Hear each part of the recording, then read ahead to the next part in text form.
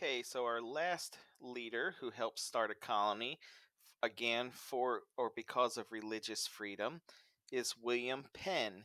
William Penn's name should be the easiest to remember when it comes to remembering who helped start colonies, because his name is in the colony that he started.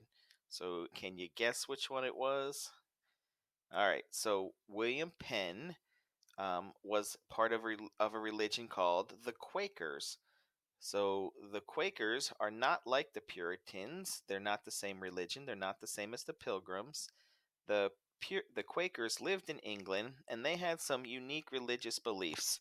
So William Penn, one of them was they were very very set against violence. The word for that is called a pacifist. They saw that they believed that there was really no reason to take up of violence against anyone. So this particular group of people would have stood against any kind of ideas of war or any kind of violence. And so, when the people of England, when they were around the people of England, and England would be going to war with France or Spain or something, if you were a Quaker, you would not agree with that, and you can imagine how their neighbors would view that, not as a just a different religious belief.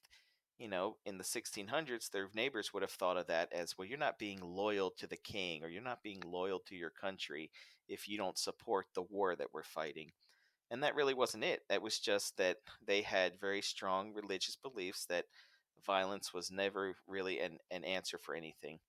Also, they believe that um, swearing oaths or loyalty to anything but to God was also wrong. And so, although they would have followed the king's authority, and they, followed the laws of the land, they weren't criminals.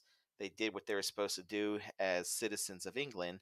They wouldn't show like loyalty by bowing or by offering some kind of oath. And so, again, you can imagine how their neighbors might have viewed that as not being a good citizen or not being loyal to the throne. And so the Quakers found themselves persecuted a lot in England. And William Penn, his dad, actually loaned, I believe the story is he loaned money to the king when the king needed some, and then his dad died.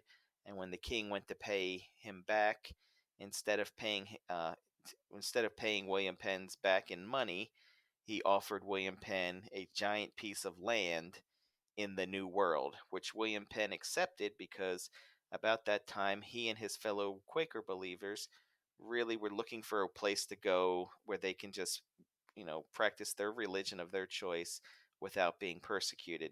So that's how the colony of Pennsylvania, Sylvania, it means the woods. So this is Penn's Woods, basically, or Penn's Forest.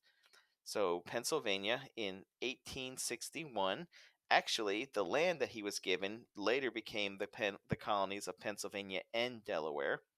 And so, both of those started from by William Penn. That again, Pennsylvania should be probably the easiest colony on the map to remember who started it, because his name is in the colony. Um, because of his particular religious beliefs, he thought that the natives too should be paid for the land. So he made arrangements to make payments for the land, even though the king had technically given it to him.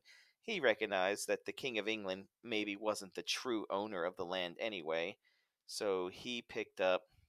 He paid for the land. And what's important about Penn's colony is that he helped write a constitution that had some very specific rules in it about fair treatment. So look at some of these. Look at some of these ideas that William Penn, had in his colony and in his constitution, that you hopefully can see that the country of America later used some of these very same ideas.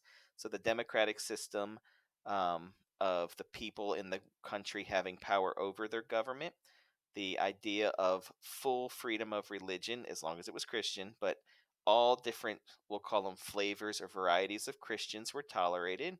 Um, Fair trials,